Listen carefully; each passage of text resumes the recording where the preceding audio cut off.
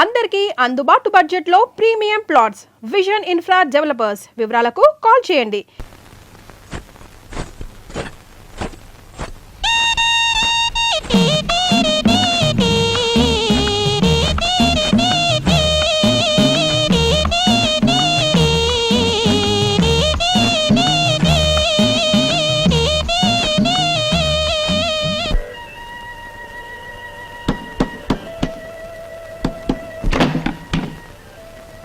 లోపలికి రమంగి.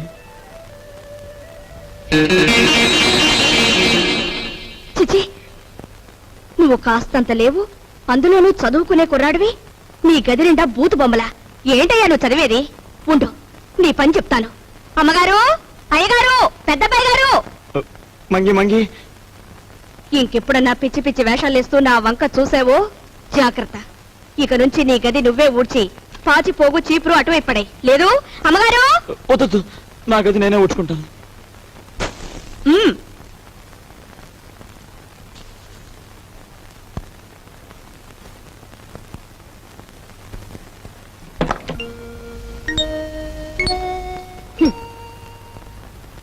మీ నాన్నగారి గురించి ఎవరికి పడుతుందమ్మా? ఆయన గురించి అహర్నిశలు ఆలోచించే నీకు నాకు తప్ప.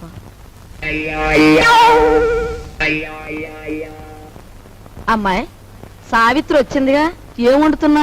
పప్పులుసు చేసి. చాలే, ఆడబిడ్డ ఇంటికి వస్తే పులుసుతోనూ చారుతోనూ అన్నం పెడతావా? నా తల్లికి నేతిగారులంటే ఇష్టం, అవి చెయ్యి. ఆగండి ఆగండి, అక్కయ్య వంట చేస్తోంది కదా అని సున్నుండ్లు గారెలు చేయమంటే ఆవిడకి ఎంత ఇబ్బంది ఆలోచించారా? పర్వాలేదు బాబు, ఇదో శ్రమ. నాకు తెలుసు అక్కయ్య, నీకు భూదేవుకున్నంత ఓపుకుందని. అయినా నేను ఎప్పుడైనా నాకు సేమియా పాయసం అంటే మహా ఇష్టం అని చెప్పానా? చెప్పను.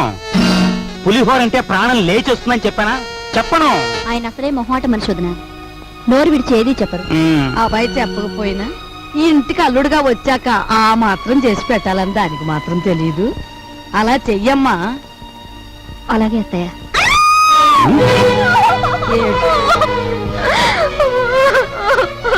ఏమిటే, ఏమైంది? ఎందుకు ఏడుస్తున్నావు? ఏమన్నా తేలు కుట్టిందా? పావుల నర్సాయికి ఫోన్ చేస్తా.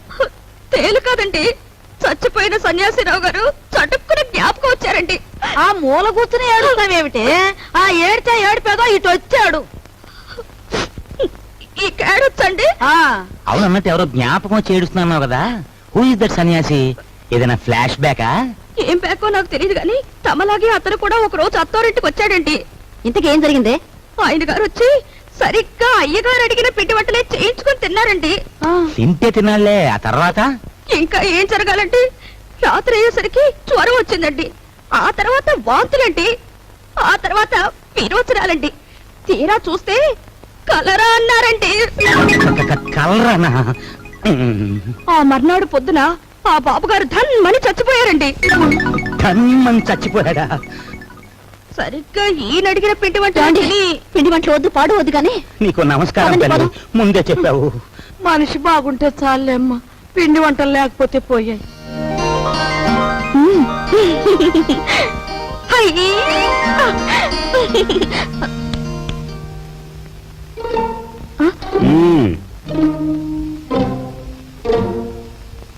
నైస్.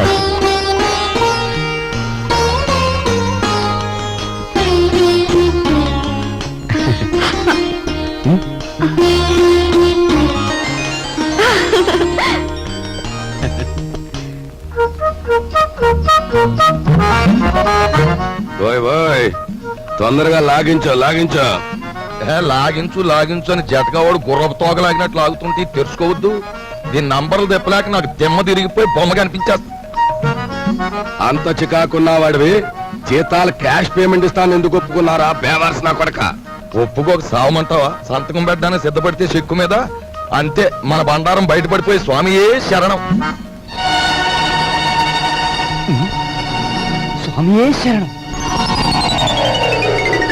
ఫ్యామిలీ లేడీ వస్తున్నట్టు వెళ్ళి దాక్కుంటా. స్వామియే శరణం, స్వామియే శరణం, స్వామియే శరణం. పాలు తీసుకోండి. తీసుకుంటాను, అలా ఉంచు. రేపు ఆఫీసులో జీతాలు ఇవ్వాలి. సేఫ్ లో ఒక 6,000 తీసి నా బ్రీఫ్ కేసులో ఉంచు. అదేంటండి, ఎప్పుడూ లేని ఈనపెట్లో నుంచి నన్ను డబ్బు తీయమంటున్నారు? వ్రతంలో ఉన్నాను కదా, పాపిష్టి డబ్బు చేత్తో ముట్టుకోవడం ఎందుకు అని దీని నంబర్లు నాకెప్పుడు చెప్పలేదు కదా, ఇప్పుడైనా చెప్పండి, తీసిస్తాను. ఎన్నాళ్ళు లేని డబ్బు యాతన ఇప్పుడు మాత్రం నీకెందుకు? స్వామి శరణం. నే పూజ చేసి పడుకుంటాను, నువ్వు వెళ్ళి పడుకో. అలాగే. స్వామి శరణం. ఆఫీసర్ గారికి ఇనపెట్టే కాదు ఇళ్ళాలు కూడా లాసే. రే నోరు మీద వచ్చిందే ఎదవ పని మీద, అందులో మళ్ళీ విచారం ఐడియా ఒకట. ఆవిడనే కాదు, పని పిల్ల గురించి నువ్వు పల్లెత్తు మాట మాట్లాడిన పళ్ళు పిక్సి చేతులు పెట్టేస్తాను. ఓయ్ ఓయ్ పెట్టేద్దు గాని ముందా పని చూడు. నే చూడలేను బాబు, నంబర్లు తిప్పుతుంటే అలు చేతులు లాగేస్తున్నాయి. ఈ కుంట నా కొడుకును మొయ్యలేక నా నడుము లాగేస్తుంది. చూద్దా బాబా, పని చూడు. సత్తే తలుపేసి నువ్వు పని చూడు. నేనా?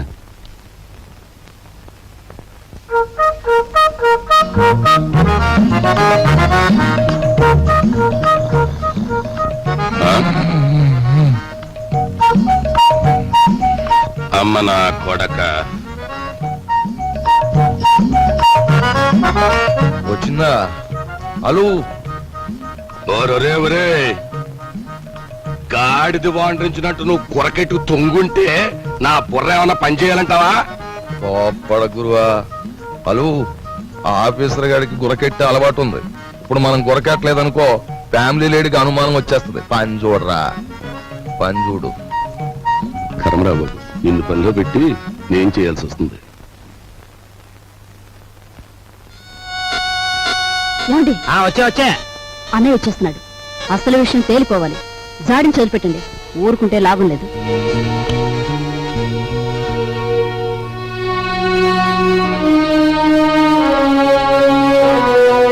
బావా, నా బాకీ తీర్చడం కోసం నువ్వు పడుతున్న బాధలు చూస్తుంటే అన్న మాట నిలబెట్టుకునేందుకు అష్టకష్టాలు పడ్డ హరిశ్చంద్రుడు జ్ఞాపకం వస్తున్నాడు నాకు. ఎంతకు నువ్వు చెప్పేదేమిటి? ఏముంది, నువ్వు హరిశ్చంద్రుడివి, మా నాన్నేమో విశ్వామిత్రుడు. నేను నక్షత్రకుండా అయిపోయాను అనవసరంగా. ఇదిగో ఇదంతా నాకు అనవసరం. నువ్వు మార్వాడి దగ్గరికి వెళ్ళి అర్జెంటుగా అప్పు చేసేయి. పుట్టిన ప్రతి చోట అప్పు చేశాను బాబు. నీ ప్రయత్నాలన్నీ ఫ్లాప్ అయ్యాయి కాబట్టి ఓ సూపర్ హిట్ ఐడియా చెప్తాను. ఏమిటి? దీనికి ఆడియన్స్ అంతా కావాలి. అత్తయ్య, అక్కయ్య, నా ఓన్ వైఫ్ సావిత్రి, ఓయ్ మేనల్లుడు, ఆడియన్స్ మొత్తం వచ్చేయండి. కమాన్. బావ కష్టాలన్నీ గట్టెక్కిపోవడానికి నేను 70mm ఐడియా ఇస్తున్నాను. అందరూ జాగ్రత్తగా వినండి. పెద్దాపురం బసవయ్య గారి అమ్మాయిని మన రాజుకిచ్చి పెళ్లి చేసేస్తే వాళ్ళు భారీ ఎత్తున కట్నం ఇస్తారు. దాంతో ముందు నా కట్నం బాకీ తీర్చేయచ్చు. మన సరస్వతి పెళ్లి చేసేయచ్చు. మిగిలిన బ్యాలెన్స్ డబ్బుతో ఓ కిళ్ళి కొట్టు పెట్టుకోవచ్చు. కాకపోతే ఏంటంటే ఆ అమ్మాయికి ఓ కన్ను గుడ్డి, ఓ కాలు కుంటి. వెధవ సలహాలు ఒక నోరు మూసుకో. మా రక్తం ఓడ్చైనా సరే నీ కట్టిన డబ్బులు నీకు సెటిల్ చేస్తాం. అంతవరకు తేరగా తింటూ కూర్చో. అంతేగాని ఇంకెప్పుడు ఇలాంటి పిచ్చి పిచ్చి సలహాలు మాత్రం ఇవ్వకు. జాగ్రత్త. ఏమిటన్నయ్యా, మనిషి అంత మనిషి మీ బావని పట్టుకొని వాడంతంత మాట్లాడుతుంటే నువ్వు చూస్తూ ఊరుకుంటావా? ఒరే, పెద్దంతరం చిన్నంతరం లేకుండా ఇంటి అల్లుండి పట్టుకుని అట్ట ఎత్తి కొదేస్తే ఆడికి కాస్త గడ్డి పెట్టలేవు. లలిత, ఎండలో అలిచిపోయి వచ్చాడు, వెళ్ళి వాడికి అన్నం పెట్టు. అమ్మో అమ్మో, అయ్యో. ఏయ్,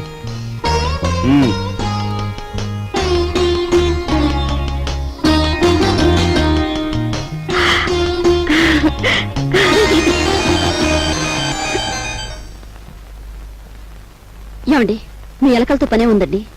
వాళ్ళు ఇంత అవమానించిన తర్వాత ఇంకా ఇక్కడ ఎందుకండి? పదండి పోదాం. ఈ అవమానం నా ఒక్కడిది కాదు. ఆంధ్ర సీడెడ్ నైజాం ఏరియాల్లో అత్తవారిళ్లలో సెటిల్ అయిపోయిన అల్లుళ్ళందరిదీను. అసలు నన్ను అవమానించిన రాజుగాడు కాదే, మీ అన్నయ్య. ద్రౌపదీదేవి చీరల్ని దుశ్శాసనుడు లాగాడు, కానీ తప్పు వాడిది కాదు, వాడికి ఆర్డర్ వేసిన దుర్యోధనుడిది. మీ అన్నయ్య ఒక్క మాట కూడా మాడకుండా చూస్తూ ఊరుకుంటాడా? మీ అన్నయ్య నా కట్నం బాకీ తీర్చేసినా సరే నేను ఇక్కడి నుంచి కదలను. నా కక్ష తీరే వరకు ఇక్కడే ఉంటాను. ఇక మీదట విశ్వామిత్రుడు నేనే, నక్షత్రకుడు నేనే. తాళం తిప్పితే వచ్చి ఈనపెట్లు చూసాం కానీ నంబర్లు తిప్పితే వచ్చి ఈనపెట్టి నీ ఇంట్లోనే చూసాం. ఏ నంబర్ కింద ఏదెడితే పెట్టి తెరుచుకుంటుందో చెప్పే. నీ బెదిరింపులకు నేను లొంగను. ఆ నంబర్లు నేను చెప్పను. 4 రోజుల పాటు కడుపు కాల్చేస్తే దెమ్మ తిరిగిపోయి బొమ్మ కనిపించేస్తుంది. అప్పుడు నువ్వే చెప్తావు ఇంపాసిబుల్.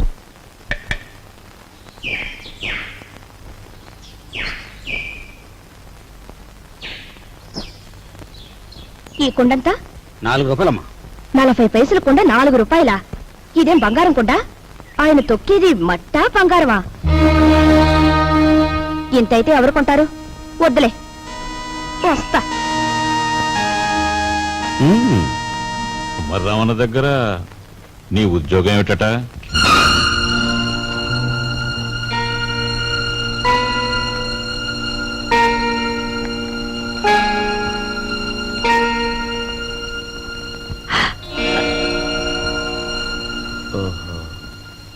మాట్లాడమే. కుమారరామన్న దగ్గర నీ ఉద్యోగం ఏమిటి? మట్టి తొక్కటం, అతను తయారు చేసిన కుండల్ని ఎండలో ఆరబెట్టడం, కాలిన కుండల్ని బండి మీద సెంటర్కి చేర్చడం. అది. నువ్వు చదివిన చదువేమిటి? నీ మీద మేం పెట్టుకున్న ఆశలేమిటి? నువ్వు చేసిన నిర్వాకం ఏమిటి? అతను నన్నేమి అప్లికేషన్స్ పెట్టమనలేదు, పోస్టల్ అడ్రస్ జత చేయమనలేదు, వెధవ ప్రశ్నలు వేసి ఇంటర్వ్యూ తీసుకోలేదు, రికమెండేషన్ తెచ్చావా అడగలేదు, లంచం ఇస్తావా అడగలేదు. నన్నుగా గౌరవించి నాకు ఈ ఉద్యోగం ఇచ్చాడు. కానీ నీ పెద్ద కొడుకు మట్టి తొక్కుతున్నాడంట గాని ఊరంతా మీ నాన్నగారిని అడుగుతుంటే ఆయనకెంత నామోషిగా ఉంటుందో ఒకసారి ఆలోచించావా? అమ్మా, ఎటువంటి వంశంలో పుట్టాడు, ఎటువంటి మహారాజుకు మనవడని పెంచుకున్నాడు. అసలు నేను చెప్పేది ఏంటంటే,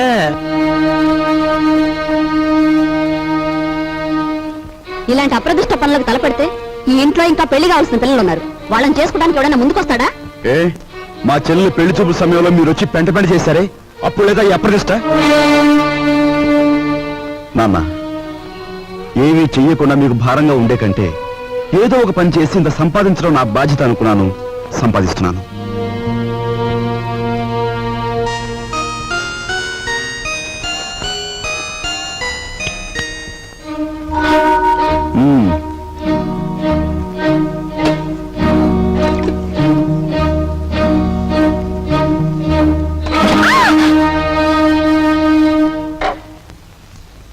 అక్కడ మట్టి తొక్కుతున్నట్టు ఇంట్లో ఎందుకు చెప్పు?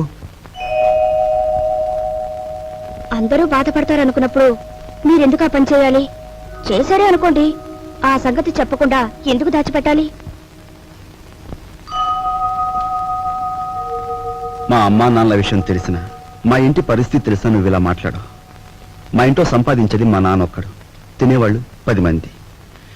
ఆయన సంపాదించే ప్రతి రూపాయి వెనుక ఆయన పడే కష్టం, ఆవేదన నాకు తెలుసు కాబట్టి ఆయనకి ఈ విషయం తెలియకుండా దాచిపెట్టాను.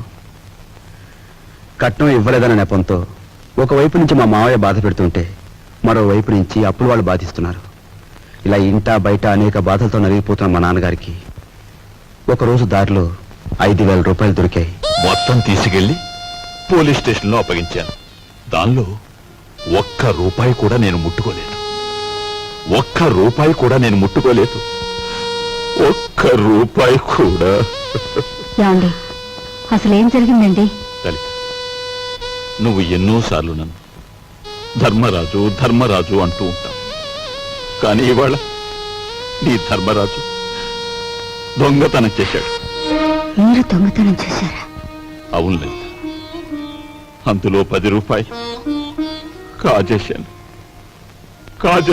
ఏమండి, ఎందుకు తెలుసా? మన అబ్బాయి ఉద్యోగానికి అప్లికేషన్ పెట్టడానికి. ఎన్నడూ రాని ఉద్యోగం ఈసారైనా వస్తుందేమోనన్న ఆశ. లలిత, ఇంకెప్పుడు నన్ను ధర్మరాజు అని పిలవకు.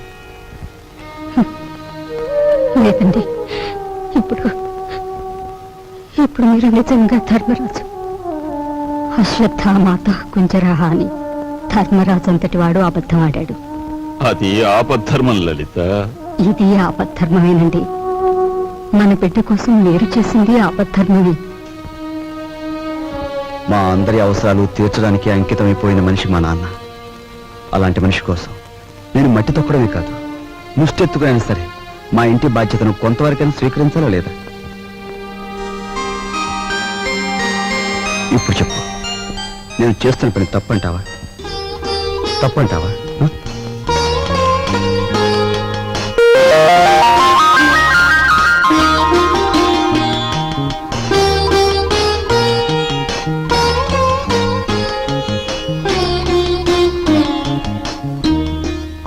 విధముగా రామలక్ష్మణులు అడవికి బయలుదేరిన వారు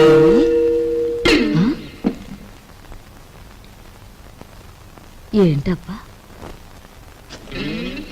ఓ చిన్న సచ్చినాడా ఆ పెద్ద సచ్చినాడేమో మట్టి తొక్కుతున్నాడా వీడేమో పాచి ఊడుస్తున్నాడా వీళ్ళకి ఏం పోయే కాలం వచ్చిందమ్మా ఇంతకీ నేను పని మనిషిని ఎందుకు పెట్టట్టు హ?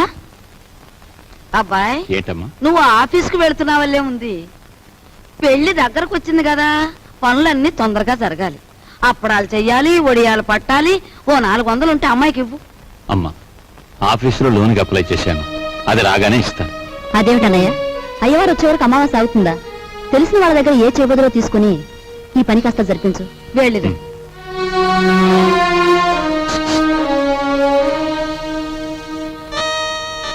ఏమిటండి? నీకు మధ్య ఏమన్నా పోయిందా? మన బాకీ తెచ్చుకున్న వాళ్ళని పెళ్లి పనులు చేసుకోమంటావేంటి? అయ్యో రామ, పెళ్లి చూపుల రోజు మీరేమన్నారు? మా కట్నం బాకీ తెచ్చుకుండా ఈ ఇంట్లో ఏ శుభకార్యం జరగడానికి వీల్లేదన్నారా? ఇప్పుడు ఈ పెళ్లి జరిగిందనుకోండి, దానికి ముందు మన బాకీ తీరుస్తారన్నమాటేగా. అమ్మని, నువ్వు అసలు రాజకీయాల్లో దిగాల్సిన దానివే, పొరపాటున అన్నుకట్టుకున్నావు. సమయానికి వచ్చారే పిల్లలారా మీ పెళ్లి పనులు మేము అందుకోవద్దు అలాగే మా ఇంట్లో పనులు కూడా రండి రండి